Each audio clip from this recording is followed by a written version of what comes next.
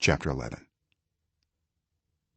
When Athaliah, the mother of Ahaziah, saw that her son was dead, she proceeded to destroy the whole royal family. But Jehosheba, the daughter of King Jehoram and sister of Ahaziah, took Joash, son of Ahaziah, and stole him away from among the royal princes who were about to be murdered. She put him and his nurse in a bedroom to hide him from Athaliah, so he was not killed. He remained hidden with his nurse at the temple of the Lord for 6 years while Athaliah ruled the land. In the 7th year, Jehoiada sent for the commanders of units of 100, the Carites and the guards, and had them brought to him at the temple of the Lord. He made a covenant with them and put them under oath at the temple of the Lord. Then he showed them the king's son. He commanded them, saying, "This is what you are to do.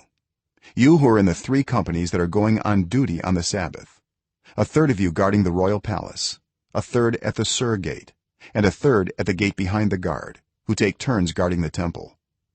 And you who are in the other 2 companies that normally go off Sabbath duty are all to guard the temple for the king. Station yourselves around the king, each of you with weapon in hand. Anyone who approaches your ranks is to be put to death. Stay close to the king wherever he goes." The commanders of units of 100 did just as Jehoiada the priest ordered. Each one took his men, those who were going on duty on the Sabbath and those who were going off duty, and came to Jehoiada the priest. Then he gave the commanders the spears and shields that had belonged to King David and that were in the temple of the Lord. The guards, each with weapon in hand, stationed themselves around the king, near the altar and the temple, from the south side to the north side of the temple. Jehoiada brought out the king's son and put the crown on him. He presented him with a copy of the covenant and proclaimed him king. They anointed him, and the people clapped their hands and shouted, "Long live the king!" When Athaliah heard the noise made by the guards and the people, she went to the people at the temple of the Lord.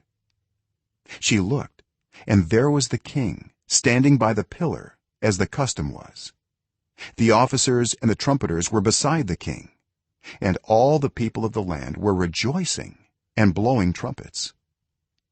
Then Athaliah tore her robes and called out, "Treason! Treason!" Jehoiada the priest ordered the commanders of units of 100 who were in charge of the troops, "Bring her out between the ranks and put to the sword anyone who follows her." For the priest had said, "She must not be put to death in the temple of the Lord."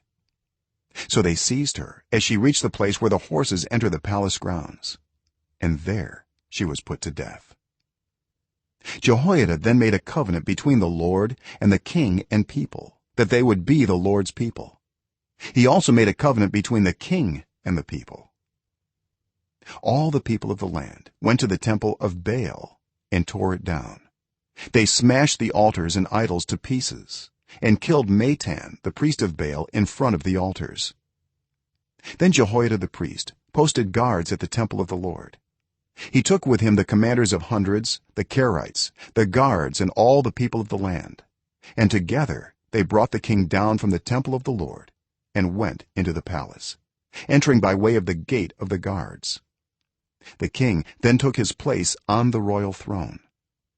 All the people of the land rejoiced, and the city was calm, because Athaliah had been slain with the sword at the palace. Joash was 7 years old when he began to reign.